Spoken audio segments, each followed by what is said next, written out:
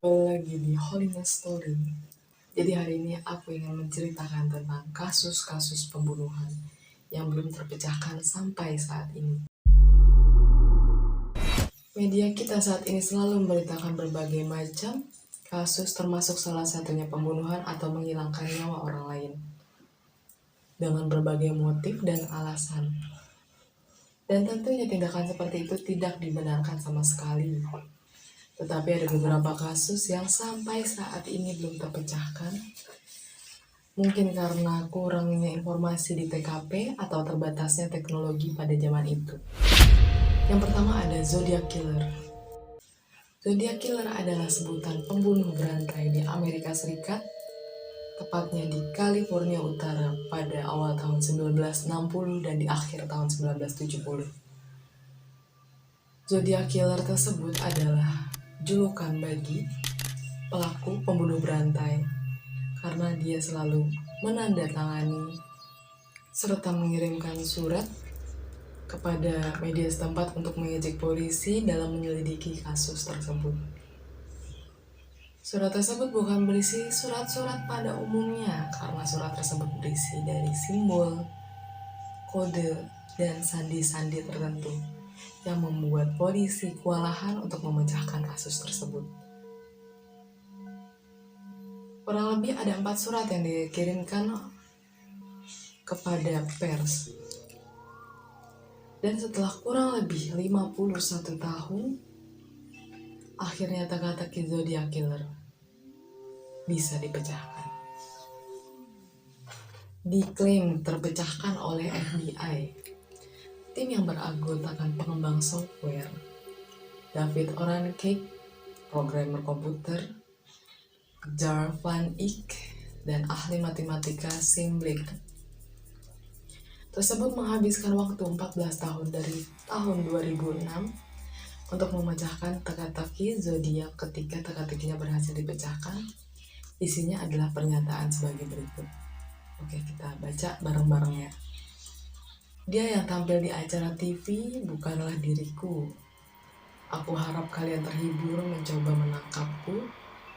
Aku tidak takut akan gas beracun, karena hal itu mengirimkan aku ke surga.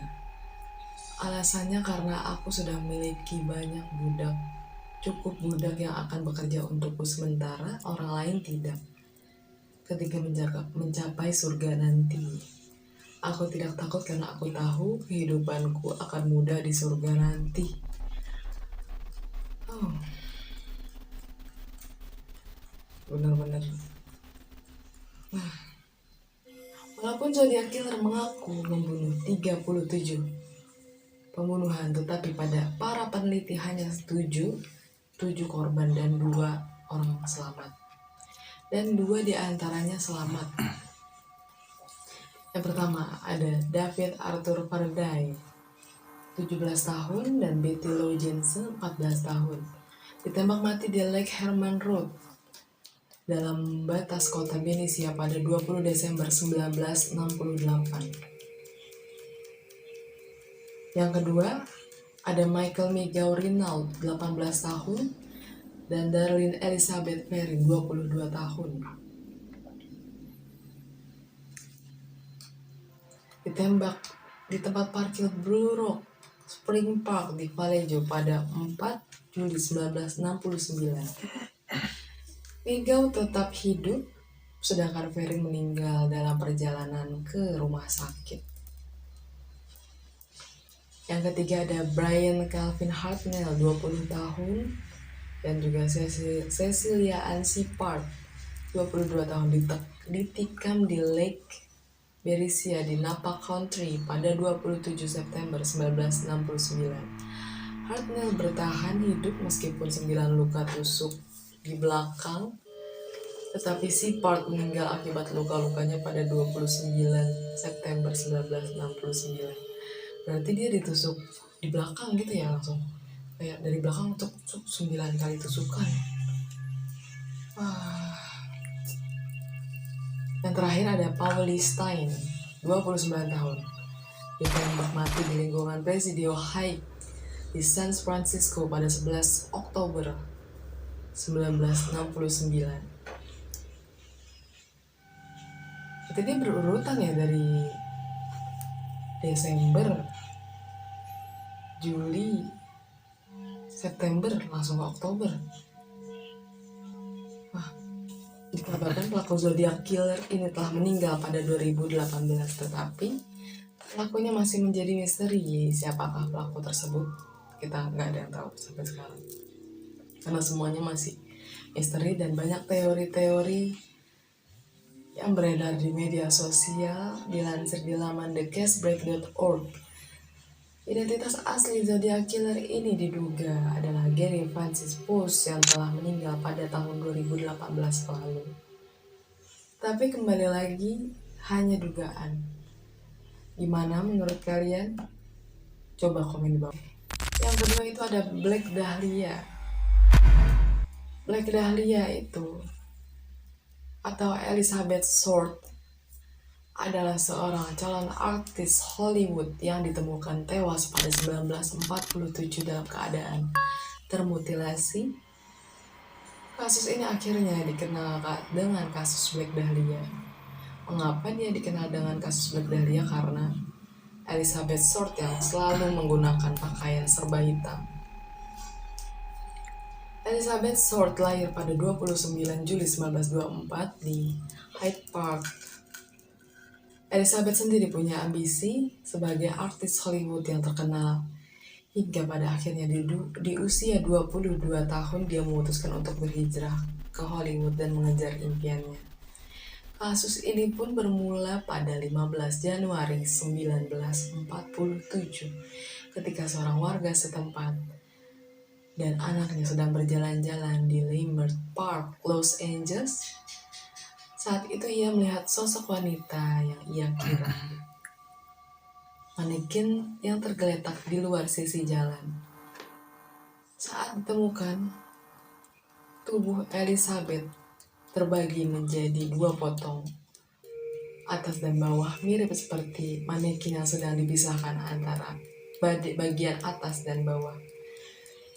Seorang warga yang menemukan memperhatikan lebih dekat dan meyakini bahwa itu adalah manusia yang terpotong juga dengan wajah yang rusak.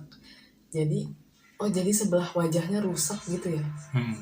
Sebelah wajahnya rusak, badannya terpisah. Jadi mama lagi jalan, Ya, lagi bawa anaknya di taman gitu. ini gue lagi jalan.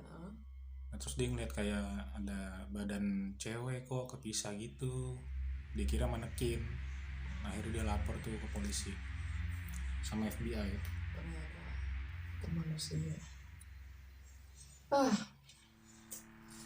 Tak lama berselang wartawan, FBI dan kepolisian pun datang dan mengidentifikasi mayat tersebut. Tak ada noda darah sama sekali, tubuhnya yang pucat, hingga ada dugaan bahwa Short telah dimutilasi di tempat dan tubuhnya sudah dicuci bersih. Hasil otopsi menunjukkan adanya tindakan kekerasan. Bekas ikatan tali terdapat di pergelangan tangan dan kaki. Tidak hanya itu, memar juga ditemukan pada bagian kepala Short yang mengidentifikasi adanya benturan benda tumpul sebelum ia meninggal. Jadi dibenturin dulu gitu palanya ya. Mutilasi juga dilakukan setelah Short tidak bernyawa sekitar 10 jam sebelum mayatnya ditemukan. Elizabeth ditemukan dengan kondisi tanpa busana, tapi tidak ditemukan kekerasan di bagian intim. Pihak penyelidik mengatakan bahwa pemotongan tubuh dilakukan dengan sangat rapi, sesuai dengan anatomi manusia. Ini membuat polisi menaruh kecurigaan pada pelaku yang mungkin saja memiliki latar belakang pendidikan medis atau kedokteran. Ya rapi banget kan, kayak manekin gitu. Iya. Potongannya juga bagus katanya. Potongannya juga bagus ya. Selang beberapa waktu kemudian, sebuah surat diterima oleh kantor polisi setempat. Surat ini tidak tertulis dengan tangan, tetapi dengan potongan-potongan koran yang tersusun rapi. Belakangan, surat tersebut disebut surat kaleng. Selang beberapa waktu kemudian, di dalam amplop tersebut banyak barang-barang pribadi yang beserta tas milik Elizabeth yang diklaim oleh pengirim surat tersebut.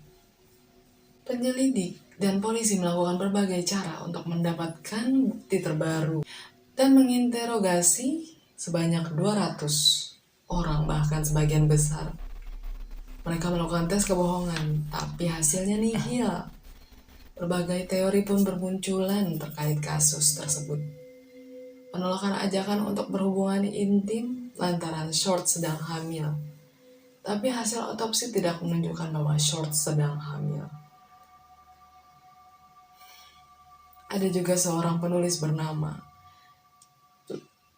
Plumeri Atwill pada tahun 2017 dalam bukunya berjudul Black Dahlia mengatakan bahwa bellboy tempat Elizabeth menginap di motel, yaitu Esther Motel, adalah pelaku karena sempat ditahan tapi dibebaskan dan belum bisa dibuktikan teori ini. Black Dahlia malah akhirnya dimakamkan di Oakland dan ibunya pindah ke daerah di dekat makamnya. Pembunuhan Elizabeth dicatat sebagai pembunuhan paling brutal dalam sejarah Amerika Serikat, bahkan majalah Time menulisnya sebagai kasus yang belum terpecahkan di dunia. Oke, yang terakhir kasus yang belum terpecahkan ada kasus Tamam Shud.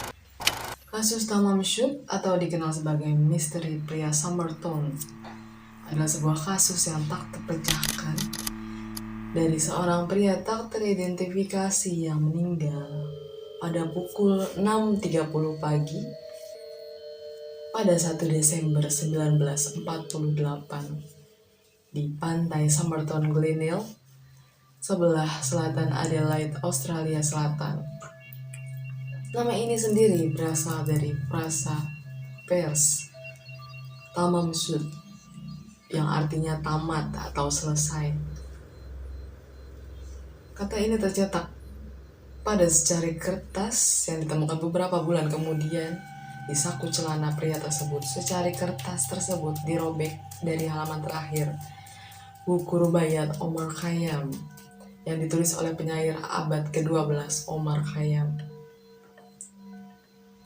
Tidak ada luka sedikit pun, tidak ada memar, tidak ada darah di anggota tubuh pria tersebut. Seolah-olah kematiannya pasif dan damai. Tidak terlihat adanya tanda-tanda kekerasan di tubuhnya. Dan korban juga memakai pakaian yang mewah dan rapi, seperti kemeja putih, dasi berwarna merah tipis, dengan celana coklat muda, sweater coklat, dan mantel coklat, bahkan sepatunya pun dipoles rapi. Setelah pemeriksaan lebih lanjut, kondisi tubuh korban, ahli patologi melaporkan terlihat pupil mata yang mengecil dan tak biasa. Obat-obat tertentu dapat dikaitkan dengan kontraksi pada pupil mata. Dan mereka juga menemukan di bagian dalam perut laki-laki Somerton adanya darah yang mengidentifikasi adanya racun yang dapat mengiritasi. Tetapi hasil untuk darah dan urin menunjukkan bahwa tidak ada yang salah. Kesimpulan akhirnya gagal jantung. Apa ini artinya jantungnya berhenti?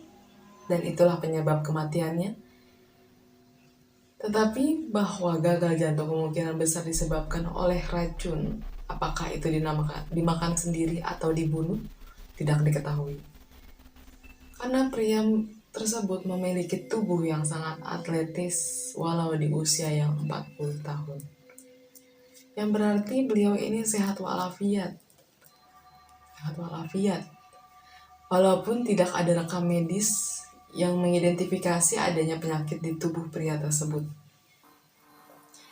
Setelah melakukan penyelidikan panjang dari data-data yang didapatkan, akhirnya Kolonel Australia Selatan menerbitkan hasil akhir penyelidikan pada tahun 1958 Laporannya ditutup dengan pengakuan, "Saya tidak dapat mengatakan siapa yang meninggal dan penyebab kematiannya." Banyak juga teori yang beredar di media sosial bahwa laki-laki Summerton itu adalah agen rahasia yang tertangkap lalu diracun. Meski kasus yang menyebar ke seluruh dunia, tetapi tidak ada sekalipun yang mengklaim atau kenal dengan pria tersebut dan berakhir dengan kasus ini ditutup. Ada yang lebih tahu kelanjutan kisah Tamam Shud, Zodiac Killer, atau Black Dahlia? Lebih lengkapnya bisa komen di bawah. Aku tunggu komen kalian. Jangan lupa subscribe. Jangan lupa subscribe ya. Oke. Aku pamit undur diri. Bye-bye.